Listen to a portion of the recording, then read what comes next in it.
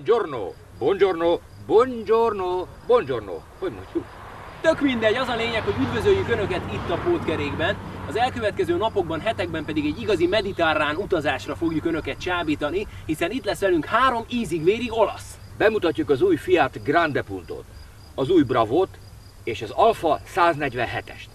A mai adásban górcső alá vesszük tehát az új Fiat Grande Puntót. Perdona, si te echo lo que te echo te diré solo scusa. Dibuja una sonrisa y te regalo una rosa. Verás que mi amistad entra en el alma y te toca. Porque sé cómo soy yo te lo pido. Perdona, si te echo lo que te echo te diré solo scusa. Dibuja una sonrisa y te regalo una rosa. Verás que mi amistad entra en el alma y te toca. Perdona. A korábbi Puntók is egyediek voltak, de az igazi áttörést a Grande Punto hozta meg a Fiatnál. Úgyhogy egyszer és mindenkorra felejtsük el a kicsiható kifejezést a Puntónál.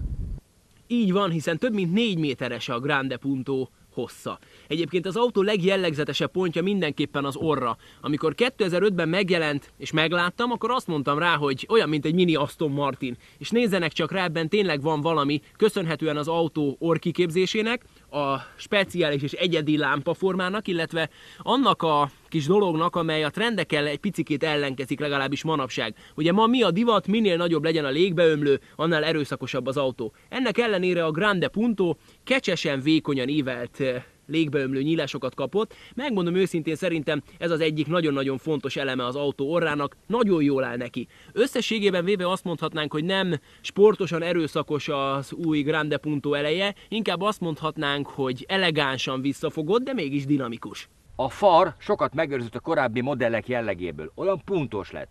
Igaz, nagyobb a hátsó rész, és a mai trend jellege is megfigyelhető rajta, ennek ellenére az autót az orra és a sziluettje adja el. Belül már inkább az egyszerűségre törekedtek a tervezők, nagyon letisztultak a formák, minden kézre esik, könnyen áttekinthető az autó belseje. Ebből fakadóan viszont van egy pici olyan érzete, mint hogyha valami hiányozna, pedig igazából nem. Tényleg minden megvan benne, ami csak kell, sőt, azt is mondhatnám, hogy a kis autók egyszerűségéből kitörve most már azért találhatunk itt olyan elemeket, amelyek nem megszokottak a hasonló kategóriájú autóktól, a puha felületektől, például a nagyon jófogású, bőrrel borított, jól reagáló kormányon át, nagyon-nagyon sok más kiegészítőig. Egy szó mint 100, tényleg mondhatjuk azt, hogy a belseje letisztult. Jól látható és kényelmesen elérhető helyre kerültek a bajuszkapcsolók, tényleg gond nélkül tudunk hozzájuk férni.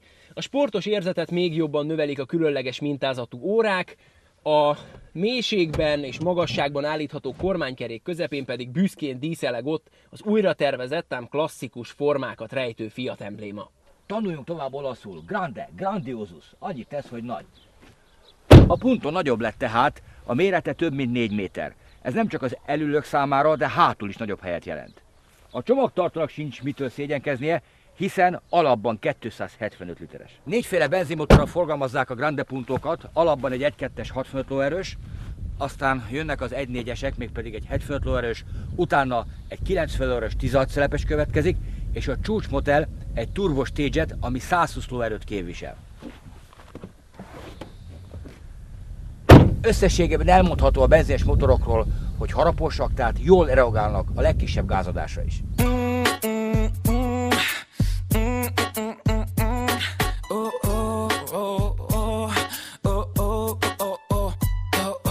Na de ne feledkezzünk meg a dízel erőforrásokról sem.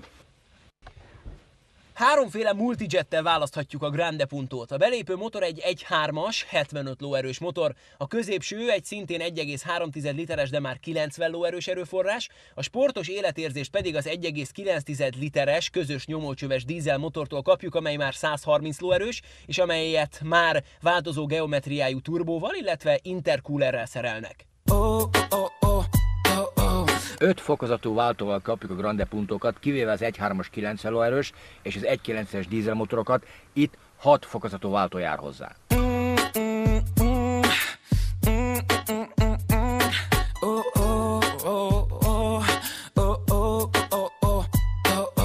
Végezetül pedig essék néhány szó a fékekről, hiszen ezek is érdekesek. A hidraulikus szervó rásegítéses fékkörök átlósan osztottak, ami annyit jelent, hogy egy fékezésnél az egyik első kerékkel átlós hátsót fékezi egyszerre, ezáltal stabilabb az útfekvés és biztonságosabb a fékezés.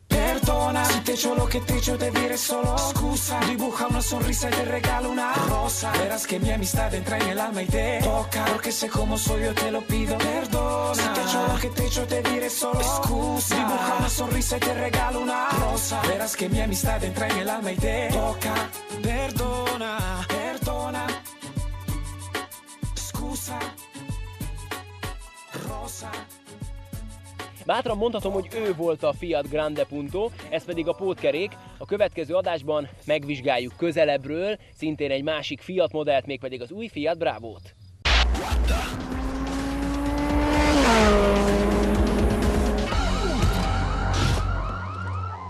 A tesztvezetést támogatta az Ábel Autóház. Ne hagyja ki a mediterrán tesztvezetést. www.abelautoház.hu. Szeretem az életet. Olasz autóban utazom.